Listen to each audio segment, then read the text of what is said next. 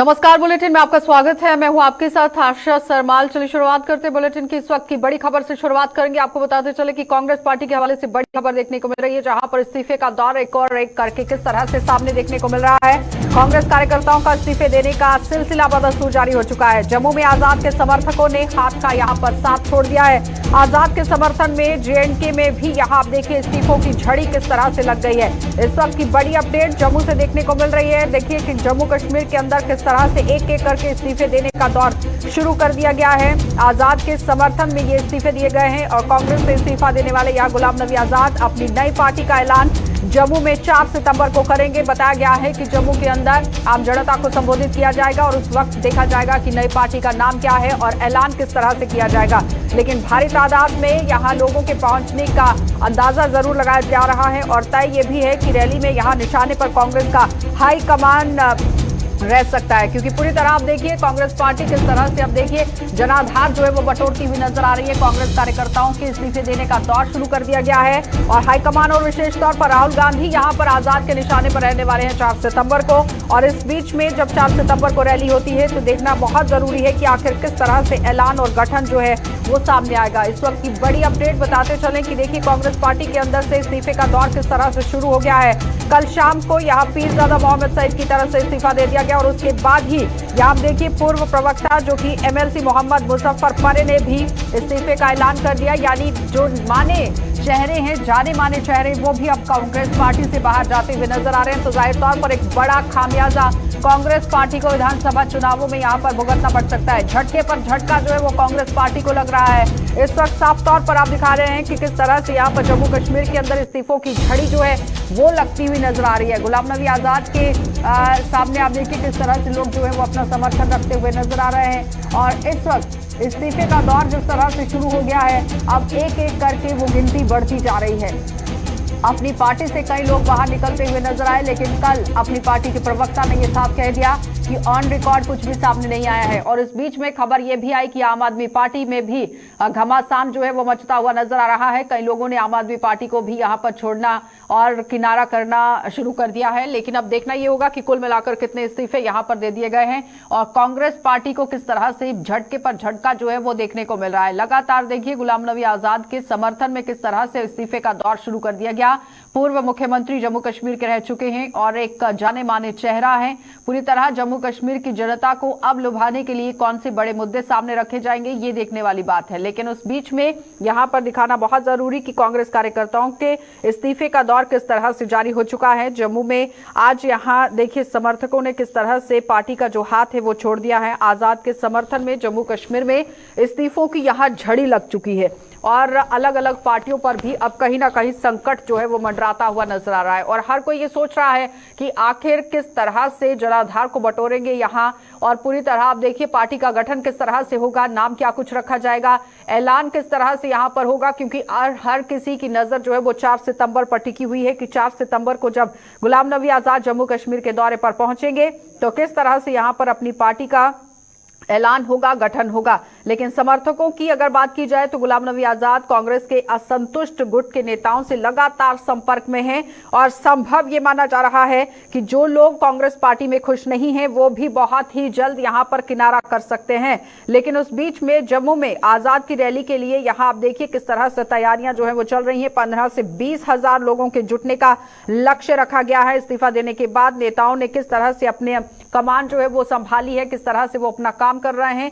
चेतना हमारे संवाददाता हमारे साथ जुड़ चुकी है। चेतना, जिस तरह से जम्मू के अंदर आप देखिए इस्तीफे की झड़ी लग चुकी है, क्या कुछ चल रहा है ग्राउंड पर? बिल्कुल, जहां पर कांग्रेस पार्टी की बात करते हैं तो बड़े से बड़े झटके जो हैं वो आए दिन उन्हें लग रहे हैं। जिस दिन गुलाम नबी आजाद का इस्तीफा कांग्रेस पार्टी से सामने आया है उसके बाद कई सारे ऐसे कांग्रेस पार्टी के कार्यकर्ता हैं, कई सारे ऐसे बड़े नाम हैं जो अब इस्तीफा देते हुए नजर आ रहे हैं। आज भी जिस तरह से सेक्रेटरी जेकेपीसीसी हीरालाल अब्रोल ने अपना इस्तीफा जो है वो सामने रखा है और उन्हीं के साथ साथ बताया जा रहा है कि 50 के करीब ऐसे कांग्रेस पार्टी से जुड़े हुए नाम हैं जिन्होंने अपना जो नाम है वो कहीं ना कहीं दरकिनार कर लिया है कांग्रेस पार्टी से। और इसी बीच जहां जम्मू कश्मीर कांग्रेस पार्टी की बात करें तो अब कहीं ना कहीं लड़खड़ाती हुई नजर आ रही है। और इस बीच आम जनता की भी बात करें तो आम जनता भी अब कहीं ना कहीं ये देखती हुई नजर आ रही है कि आखिर अब कांग्रेस पार्टी किस तरह से एक बार फिर खड़ी होगी और आने वाले चुनावों में किस तरह से चुनावी मैदान में जो है वो एक बार फिर लड़ने वाले चेतना सेक्रेटरीज के साथ साथ आप देखिए कि ब्लॉक लेवल तक भी लोग अपना समर्थन जो है वो गुलाम नबी आजाद को दे रहे हैं। लेकिन कल एक बड़ा झटका कांग्रेस पार्टी को लगा जब पीरजादा मोहम्मद सईद ने यहां पर इस्तीफा दे दिया और उसके बाद परे ने भी इस्तीफा दे दिया। तो यानी कहने का मतलब यह है कि बड़े चेहरे जो है वो कांग्रेस पार्टी से बाहर निकलते हुए नजर आ रहे हैं। क्या लगता है कि अब कांग्रेस पार्टी किस तरह से जनाधार अपना बटोरेगी?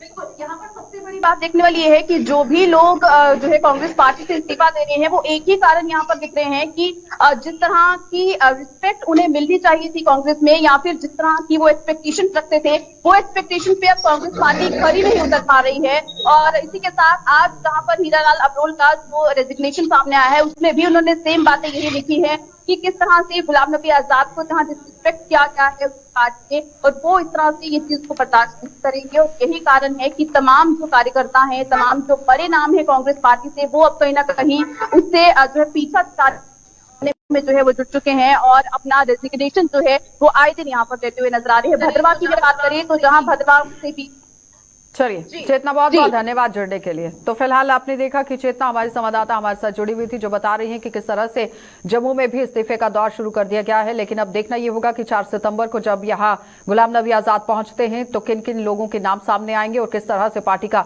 गठन होगा। आगे बढ़ जाएंगे, अब आपको जिला उधमपुर लिए चलते हैं और उधमपुर से भी बड़ी खबर देखने को मिल रही है जहां पर आप देखिए पार्षदों ने किस तरह से घमासान मचा दिया है। उधमपुर नगर परिषद के प्रधान की कुर्सी पर यहाँ खतरा मंडरा गया है और 11 पार्षदों ने प्रधान के खिलाफ अविश्वास प्रस्ताव ला दिया है।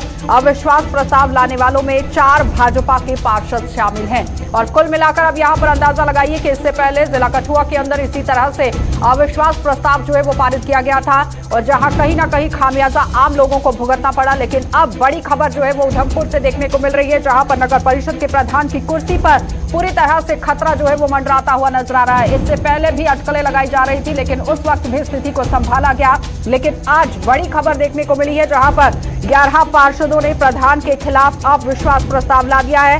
अविश्वास प्रस्ताव लाने वालों में 4 भाजपा के पार्षद बताए गए हैं और 4 भाजपा के यहाँ पर पार्षद जो है वो शामिल हैं। लेकिन किन कारणों की वजह से ये अविश्वास प्रस्ताव यहाँ पर लाया गया है ये जानना बहुत जरूरी है, क्योंकि इसी तरह से कशमकश का माहौल पहले यहाँ पर बना हुआ था और आपस में मतभेद भी देखा गया। लेकिन अब देखना ये होगा कि आखिर मुख्य कारण क्या कुछ रखा गया है पार्षदों की तरफ से जो उधमपुर नगर परिषद के प्रधान की कुर्सी पर खतरा मंडराता हुआ नजर आ रहा है। इस बीच में 11 पार्षदों ने प्रधान के खिलाफ अविश्वास प्रस्ताव ला दिया है और 11 पार्षदों में ये कौन कौन से पार्षद हैं और किस तरह से उन्होंने अपना विरोध जो है वो दर्ज कराया है। लेकिन इस वक्त बड़ी अपडेट देखने को मिल रही है। अब देखना ये होगा कि कब तक ये प्रस्ताव जो है वो पारित होता है या फिर फ्लोर टेस्ट कराया जाएगा या किस तरह से यहाँ पर इस पूरे मामले को सुलझाया जाएगा, ये बड़ी बात है। अब समझना ये है कि आखिर आम लोगों की भलाई के लिए जिन लोगों को चुनकर सामने बिठाया जाता है वो लोग किस तरह से काम कर रहे हैं, ये एक सवाल या निशान बनता जा रहा है। क्या आपसी तालमेल नहीं हो रहा है, गुटबाजी की वजह से काम नहीं हो पा रहा, क्या वहां पर कारण रहा है, ये जान लेते हैं। इसी खबर पर ज्यादा जानकारी के लिए हमारे संवाददाता किशोर हमारे साथ ज्वाइन कर चुके हैं। किशोर, सबसे पहले तो कारण जानना चाहेंगे अविश्वास प्रस्ताव लाने का। बिल्कुल, देखिए जब से ये म्यूनिसिपैलिटी के अंदर 4 साल होने जा रहे हैं आशा, और 4 सालों से जो है म्यूनिसिपैलिटी सुर्खियों में बना हुआ है। लेकिन आज जो 11 पार्षदों द्वारा नो मोशन कॉन्फ्रेंस के जो है वो म्यूनिसिपैलिटी सीईओ उधमपुर को एक पत्र लिखा है। लेकिन इस वक्त हमारे साथ जो लाइव कुछ पार्षद हैं इनसे हम बात करेंगे कि 4 साल के बाद आज क्यों आपने जो है उधमपुर को जो है पत्र दिया। देखिए, मैं बात करूं कि एक चेयर के लिए मेरे हिसाब से 4 साल काफी होते हैं अपने आप को प्रूव करने के लिए। लेकिन मेजॉरिटी ऑफ काउंसिलर्स जो है वो डिससेटिस्फाइड थे इनकी वर्किंग को लेकर, क्योंकि हाउस के अंदर अब पहले तो हाउस की मीटिंग ही नहीं होती थी। बार बार आप हमारा ग्रुप देखें कि रिक्वेस्ट कर करके महीने के अंदर 1 या 1 दुक्का मीटिंग यहाँ पर होती थी और जो मीटिंगें होती थी वो भी मैं कहता हूँ कि मीनिंगलेस रहती थी और शहर को लेकर कंप्लीट। किशोर, सवाल कीजिए कि आखिर मीटिंग जो है वो मीनिंगलेस क्यों रहती थी, क्या आपसी तालमेल नहीं बन पा रहा था, किसकी वजह से ये परेशानी? क्या आपका जो आपके यहाँ के चेयरमैन थे उनके साथ आपका तालमेल नहीं था? आपने ये भी साफ तौर पर देखा जब भी उनकी तरफ से मीटिंग बुलाई जाती थी आप उस मीटिंग को पूरी तरह से अटेंड भी नहीं कर पाते थे। क्या कारण क्या रहे? आप देखिए, हम पूरी मीटिंग अटेंड करते थे लेकिन जितने भी इश्यूज रहते थे इश्यूज के ऊपर कोई डिस्कशन नहीं रहती थी। जिन इश्यूज के ऊपर डिस्कशन होती थी कोई कंक्रीट कोई हम सोल्यूशन हम निकालते थे, लेकिन उनको पता नहीं किसका प्रेशर रहता था वो कभी इंप्लीमेंट ही नहीं हो पाए। आप देखते हैं कि एक खुशहाल शहर को जब हम काउंसलर बनने से पहले उधमपुर शहर एक अच्छा शहर था, जम्मू कश्मीर जुट्टी के अंदर तीसरे नंबर का बड़ा शहर है, देवक नगरी है, बड़ी मान्यता है इस शहर की, लेकिन इनके कार्यकाल के अंदर इस शहर को मैं कहता हूं कि एक डस्टबिन और उजाड़ के शहर रख दिया। अविश्वास प्रस्ताव देने के बाद प्रशासन की तरफ से क्या फैसला दिया गया? क्या फ्लोर टेस्ट कराया जाएगा या आपसी मतभेद को सुलझाने की कोशिश की जाएगी? क्या मतभेद को सुलझाया जाएगा कि आगे इस तरह की मतभेद तो तब होते हैं जब ये सारे काउंसलर्स उनको इस चेयर पे मतलब कि हम मौका देना चाहते हैं, क्योंकि बहुत प्रेशर है। आज उसी प्रेशर के चलते मैं कहता हूं कि डिफरेंट पार्टीज के काउंसलर्स ने अपने पैटी इंटरेस्ट को छोड़कर इस शहर के लिए ये फैसला लिया और आज हमने मिलकर यहाँ पर 9 मोशन 11 यहाँ पर है, बाहर में जो अपने खास है वो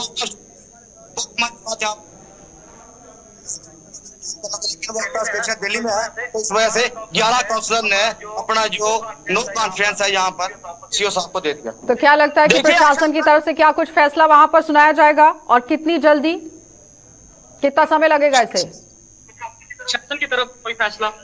प्रशासन की तरफ से फैसला किस मामले में? क्या आपकी कोई जिस तरह आपका ये क्या है? किशोर, सवाल कीजिए कि प्रशासन की तरफ से क्या बात सामने रखी गई? क्या फ्लोर टेस्ट कराया जाएगा या आपसी मतभेद को सुलझाने की कोशिश की जाएगी? साहब को दी, उसके बाद डीसी मैडम को देंगे और आप नॉन सीरियस में देखिए डॉक्टर साहब की कि जब से डीसी मैडम ने यहाँ पर ज्वाइन किया है एक भी इंटरेक्शन मीटिंग शहर के मुद्दों को लेकर उनके साथ नहीं कराई गई।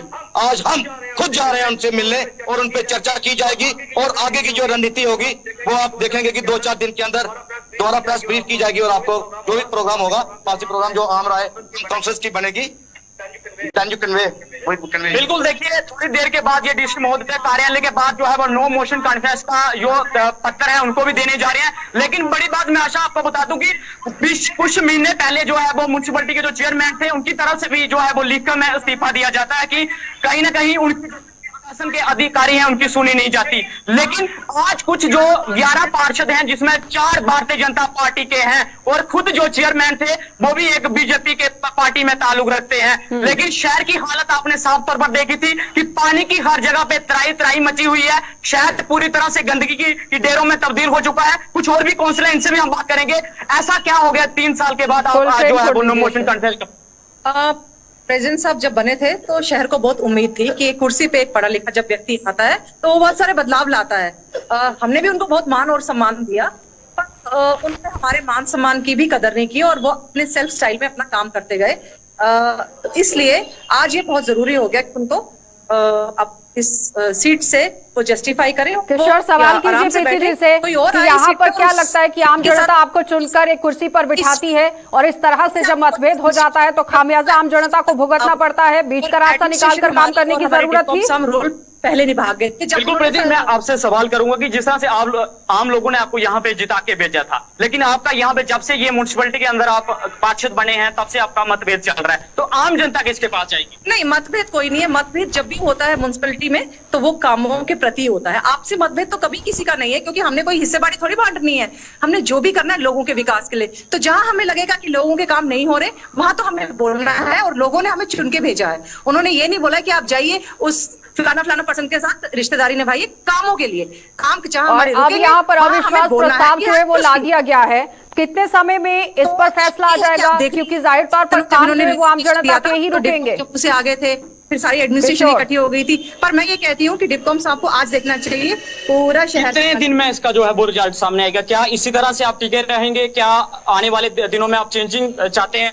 बिल्कुल 7 दिनों में रिजल्ट आ जाएगा आपके सामने। 7 दिन तो फ्लोर टेस्ट के लिए चाहिए। 7वें दिन जब फ्लोर टेस्ट होगा तो जो नया चेहरा होगा वो शहर के सामने आ जाएगा। और जब वो बहुत धन्यवाद किशोर जुड़ने के लिए। यानी कुल मिलाकर आप देखिए बात वहीं पर आकर रुक गई है कि फ्लोर टेस्ट कराया जाएगा और उसके बाद ही पार्षद जो है वो अपना फैसला सामने रखेंगे। लेकिन इस वक्त आप देखिए मतभेद जो है वो लगातार देखने को मिल रहा है जिला उधमपुर के अंदर। अब देखना ये होगा कि कितनी जल्दी इस पूरी गुत्थी को सुलझाया जाएगा, क्योंकि सीधे तौर पर खामियाजा आम जनता को भुगतना पड़ रहा है। आगे बढ़ जाएंगे, अब आपको पुंछ लिए चलेंगे और पुंछ से ही आपको खबर दिखा देते हैं कि एजुकेशन डिपार्टमेंट किस तरह से वहां पर काम कर रहा है। इस वक्त की बड़ी अपडेट जिला पुंछ से देखने को मिल रही है और साथ ही साथ जिला उधमपुर के अंदर जहां पर शिक्षा विभाग पर सवालिया निशान उठते हुए नजर आ रहे हैं। शिक्षा विभाग के बुनियादी ढांचे में पूरी तरह से सुधार नहीं हो पा रहा है और दूरदराज के इलाकों में सरकारी स्कूलों की इमारतें खस्ता हाल में है और जर्जर हालत इमारतों के कारण बच्चों की शिक्षा पूरी तरह से प्रभावित हो रही है। जहां पर शिक्षा विभाग बड़ा दावा पेश करता है कि जमीनी सतह पर आम लोगों के लिए तो काम हो ही रहा है, लेकिन उस बीच में बच्चों के लिए किस तरह से काम हो रहा है, देश के युवा किस तरह से आगे काम कर रहे हैं, बढ़ रहे हैं, इस पर कहीं ना कहीं सवालिया निशान जरूर उठ रहा है। शिक्षा विभाग के बुनियादी ढांचे में अभी तक सुधार नहीं और दूरदराज के इलाकों में सरकारी स्कूलों की जो इमारतें हैं वो खस्ता हाल में नजर आ रही हैं। जर्जर हालत में इमारतों की वजह से बच्चे स्कूलों के अंदर पढ़ नहीं पा रहे हैं, शिक्षा पूरी तरह से प्रभावित यहाँ पर हो रही है। लेकिन इस वक्त आपको समझाना बहुत जरूरी था कि आखिर जो दावे यहाँ पर पेश किए जा रहे हैं उनमें कितनी सच्चाई है, वो आप अपनी टीवी स्क्रीन पर खुद देखेंगे।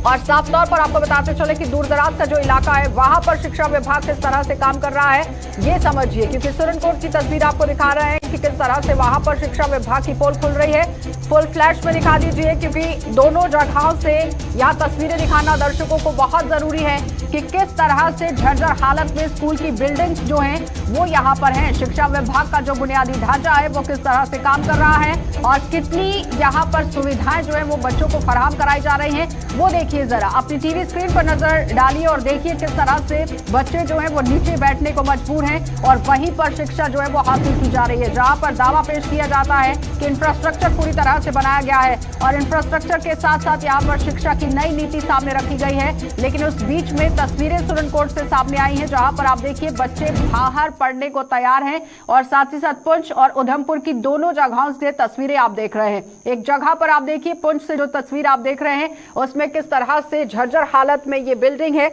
और झज्जर हालत में होने की वजह से काफी परेशानियां बच्चों को झेलनी पड़ रही है। यानी कुल मिलाकर ये समझिए कि बरसात के समय में यहाँ इस बिल्डिंग के अंदर किस तरह से पढ़ाई होती होगी। और पुंछ से तो जो तस्वीर सामने आ रही है वो सबसे ज्यादा हैरान करने वाली है, क्योंकि देखिए नीचे जमीन पर युवा जो है वो यहाँ पर बैठे हुए हैं, छोटे छोटे बच्चे यहाँ पर बैठे हुए हैं। और दूसरी तस्वीर जिला उधमपुर से सामने आ रही है जहां पर आप देखिए झज्जर हालत में ये भी बिल्डिंग हुई है। लेकिन फिलहाल समझना यह है कि शिक्षा विभाग ने जो दावा पेश किया था उस दावे में कितनी सच्चाई है और किस तरह से वो जमीनी सतह पर काम कर रहा है, ये बड़ा सवाल अब बनता जा रहा है। क्योंकि जितने भी प्रशासनिक अधिकारी हैं, विभाग के अधिकारियों से अगर आप बातचीत करते हैं तो वो साफ तौर पर कहते हैं कि बहुत अच्छे से काम चल रहा है, लेकिन तस्वीरों में देखिए किस तरह से काम जो है वो दूरदराज के इलाकों में चल रहा है। पुंछ के सुरनकोट की तस्वीर जो है वो ज्यादा हैरान करने वाली है और उसके साथ साथ आप देखिए जिला उधमपुर में भी बच्चे जो है वो किस तरह से इस स्कूल के अंदर पढ़ाई कर रहे हैं। यानी एक छोटे से कमरे के अंदर ये स्कूल चल रहा है जहां पर सवालिया निशान जरूर उठ रहा है। इससे पहले भी जिला उधमपुर में एक 7x7 का कमरा था जिसके अंदर स्कूल जो है वो चलाया जा रहा था, मिड डे मील वहीं बन रहा था। लेकिन एक बार फिर से उधमपुर के अंदर से खबर जो है वो सामने आई है जहां पर आप देखिए राजपुरा की तस्वीर आपको दिखा रहे हैं जहां पर ये बच्चे एक ही कमरे के अंदर पढ़ने को मजबूर हैं और इसी कमरे के अंदर किस तरह से पढ़ाई यहाँ पर पढ़ाई जा रही है ये बड़ा सवाल है। छोटे छोटे बच्चे अपने घरों से बाहर पहुंचे हुए हैं, पढ़ाई के लिए पहुंचे हुए हैं, शिक्षा हासिल करने के लिए पहुंचे हैं, लेकिन यहां पर भी बिल्डिंग की किस तरह से कमी है। बिल्डिंग खस्ता हालत में और एक ही कमरे के अंदर पढ़ने को मजबूर है। Government primary school Rajpura zone Tikri की तस्वीर आप देख रहे हैं जहां पर आप देखिए बच्चे किस तरह से पहुंचे हुए हैं और काफी परेशानी के दौर से गुजरते हुए नजर आ रहे हैं। उस बीच में खस्ता हाल झज्जर इमारत की तस्वीर आपको दिखा रहे हैं जिला पुंछ से, जहां पर आप देखिए नजर गड़ाने की बहुत जरूरत है कि किस तरह से दूरदराज के इलाकों में युवा जो है वो पढ़ाई कर रहे हैं, बच्चे पढ़ाई कर रहे हैं। सनी हमारे संवाददाता हमारे साथ जुड़ चुके हैं। सनी, आपसे जानना चाहेंगे क्योंकि ज्यादा हैरान करने वाली तस्वीर जो है झज्जर हालत की अगर बात करें तो जिला पुंछ से, सुरनकोट से देखने को मिल रही है। आखिर शिक्षा विभाग के जो दावे हैं वो किस तरह से यहाँ पर साबित हो रहे हैं? अगर हम बात करें इस स्कूल की तो ये प्राइमरी स्कूल है और मरोड़ के अंदर ये स्कूल है। इसकी कंडीशन को अगर देखें तो पूरी तरह से जर्जर हो चुकी हैं। इसकी दीवारें जो हैं वो गिर रही हैं। ज्यादातर देखा जा रहा है कि जितना भी प्लास्टर किया गया था वो गिर चुका है। अब वहाँ के जो लोग हैं उनका कहना है कि हम अपने ज्वाइन किया है, दोनों को ला दीजिए जरा स्क्रीन पर और दिखा दीजिए कि किस तरह से। पहले सनी अपनी बात पूरी कीजिए जल्दी से। जी बिल्कुल, उनका कहना है कि जब भी हम स्कूल की तरफ जाते थे तो उस स्कूल को देखकर हमें ऐसा था कि कभी भी ये स्कूल जो है वो गिर सकता है, क्योंकि 2019 से लेकर अभी तक इस स्कूल की तरफ किसी ने भी जो है वो ध्यान नहीं दिया। क्या अनसेफ घोषित किया गया है बिल्डिंग को? सनी, आवाज पहुंच रही है? क्या बिल्डिंग को अनसेफ बताया गया है या फिर अभी तक कोई निगरानी नहीं रखी गई है विभाग की तरफ से?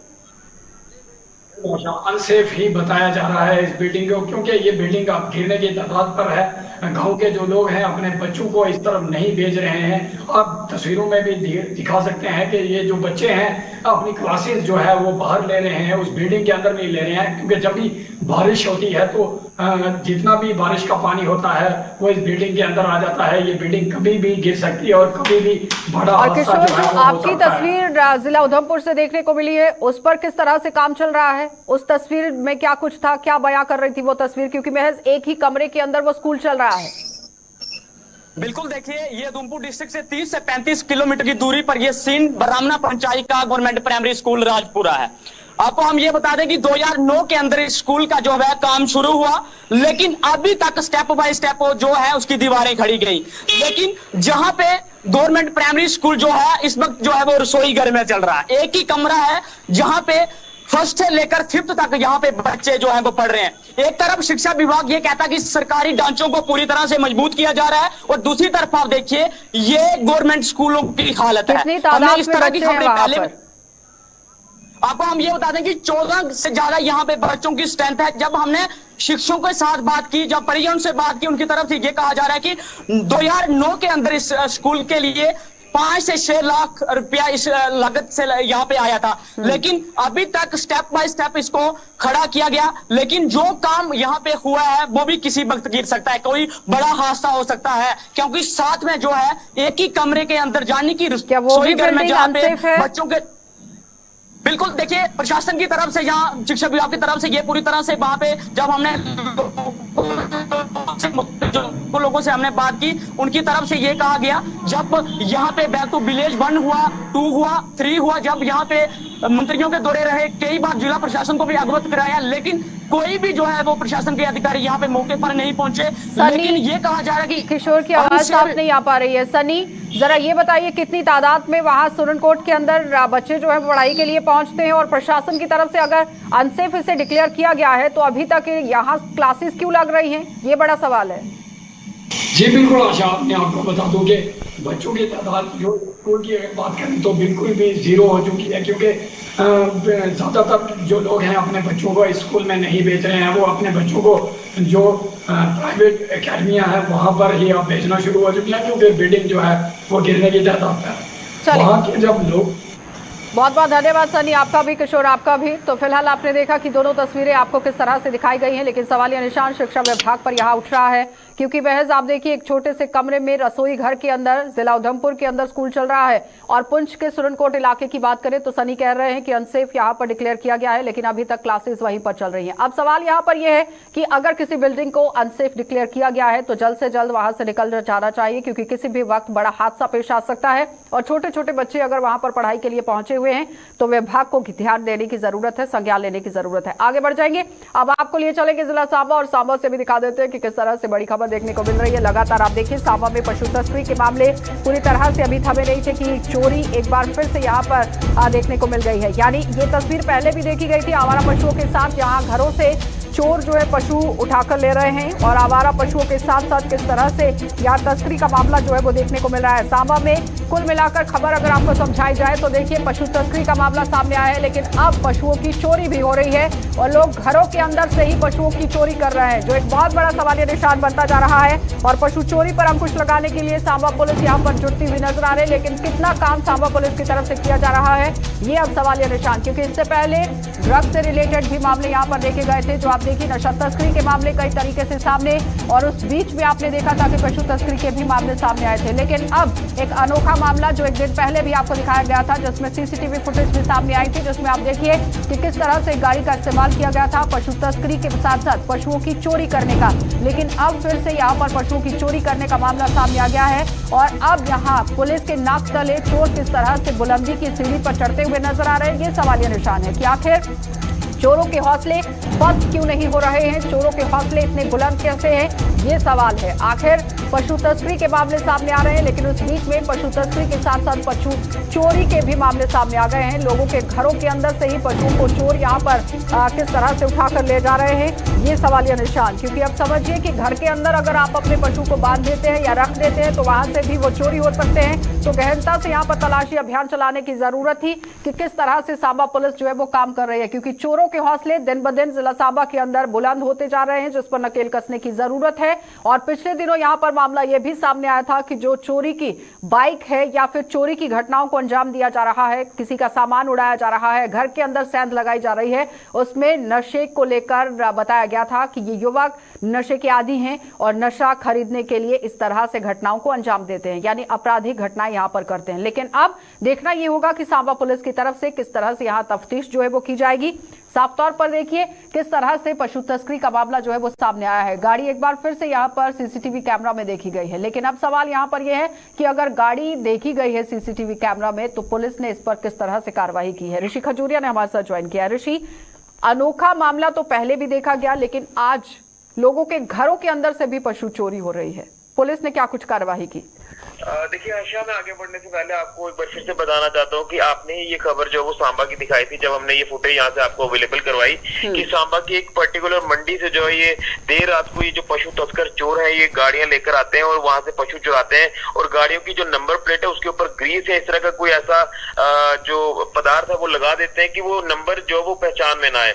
लेकिन इस तरह के लगातार हमने मामले दोबारा से देखे और सांबा के साथ लगती अलग अलग और जो मंडियां हैं वहां से भी इस तरह की सीसीटीवी फुटेज सामने आ रही है कि यहाँ से भी पशु लगातार चुराए जा रहे हैं, चाहे वो लोगों के घरों से हो या फिर आवारा पशु हो। लेकिन इसी के साथ साथ अगर सांबा जिला के आउटस्कर्ट्स में चले जाते हैं, रामगढ़ सेक्टर में चले जाते हैं, तो वहां पर भी इस तरह की वारदातें जो वो सामने आ रही हैं और पुलिस में मामले भी दर्ज कराए गए हैं, लेकिन अभी तक कोई भी धरपकड़ इनकी नहीं हो पा रही। और लोगों ने ये भी कहा है कि यहाँ पर इन इलाकों में पर्टिकुलर रात के समय में गश्त होनी चाहिए।